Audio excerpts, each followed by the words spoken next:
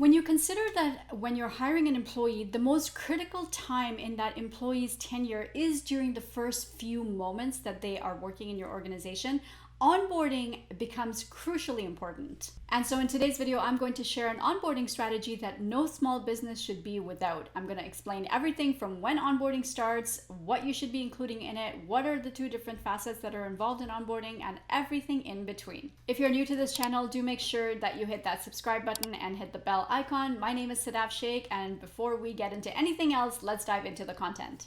Okay, so there are 4 key things that you need to keep in mind as you develop an onboarding strategy for yourselves. And I'm going to go through each one of these things in turn. The number one thing that you have to keep in mind when you consider onboarding is that onboarding doesn't begin on the employee's first day. Onboarding begins from the moment you pick up the phone or schedule a call to provide them with an offer. That is the first impression that they're going to have as their tenure as an employee. So you have to keep in mind that phone call that you make to give them their verbal offer, or the letter that you give to them as their written offer, the email that you write to them, is as crucially important as their first days on the job. The next thing to keep in mind is that there are actually 2 facets to onboarding. One is your orientation to the company itself and giving them insight into how the company operates and how the internal processes work and all of that stuff. And the second aspect to onboarding is their role itself. So any kind of job related training or, learning or documents or SOPs or anything like that, that all forms the job related stuff.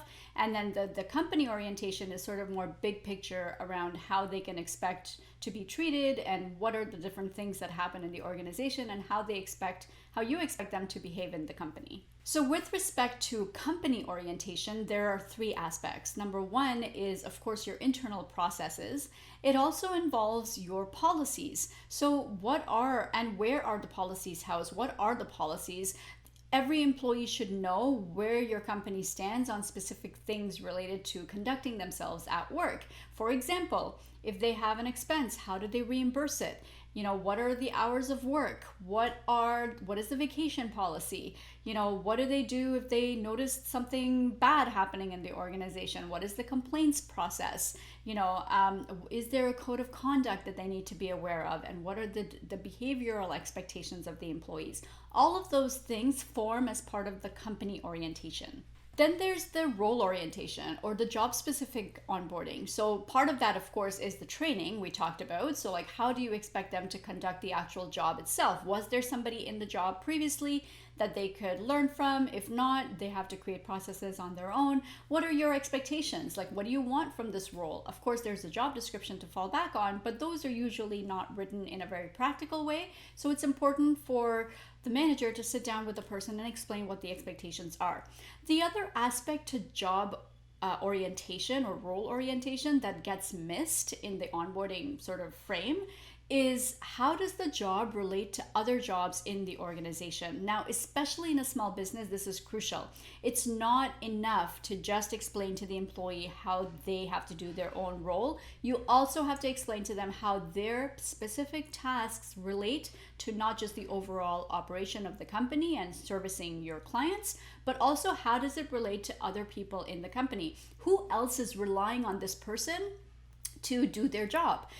What is the trickle down effect of the stuff that they're doing? That all needs to be made extremely clear in onboarding, and it's something that gets missed a lot. The next thing to keep in mind when you're creating an onboarding program is the first day. Now, I always recommend my clients jam-pack the first day. It doesn't have to be information necessarily, but the employee needs to know exactly where they need to be when on that first day. So right from the moment that they walk in the doors, who's greeting them, who's going to be helping them get their computers set up. Of course, now we're half virtual, so there's an added complexity to this. It makes it even more important to make that first day fully booked so that somebody's not sitting in front of their computer at home wondering when somebody is going to reach out to them because they have no idea who anybody is in the organization. So that's really, really important.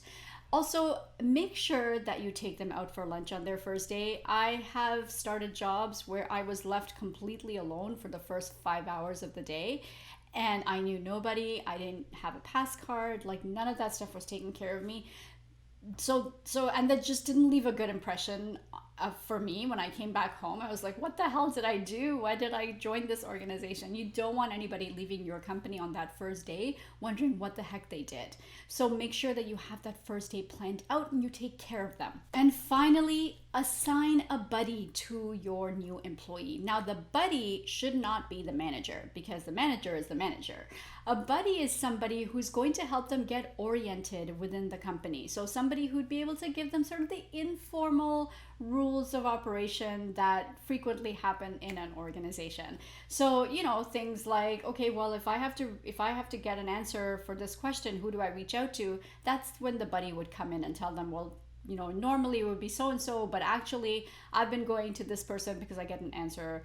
I get the answer that I need, and not something else, or whatever the case is. So a buddy is somebody who's usually a peer at their same level, and somebody who does a similar job. It shouldn't, of course, it's not going to be the same job, especially in a small business, but somebody who does a similar job.